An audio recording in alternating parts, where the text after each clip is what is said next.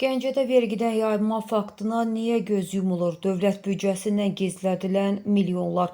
12 saylı ərazi vergilər departamentinin himayəçilik şübhəsi.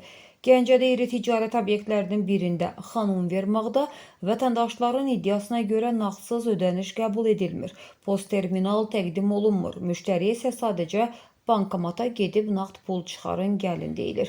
Əgər bu məlumatlar doğrudursa, məsələ artıq sadəcə bir mağazanın ödəniş qaydasına deyil, qanunvericiliyə və istehlakçı hüquqlarına münasibət məsələsidir.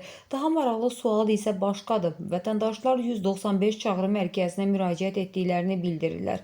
Bəs 12 saylı ərazi vergilər idarəsi bu obyektlə bağlı niyə hələ də ciddi tədbir görmür? Hər gün böyük dövriyyənin olduğu iddia edilən iri ticarət obyektində nağdsız ödəniş imkanının olmaması və dövriyyənin şəffaflığı ilə bağlı suallar yaranırsa, vergi orqanının susması özü ayrıca araşdırılmalı məsələdir.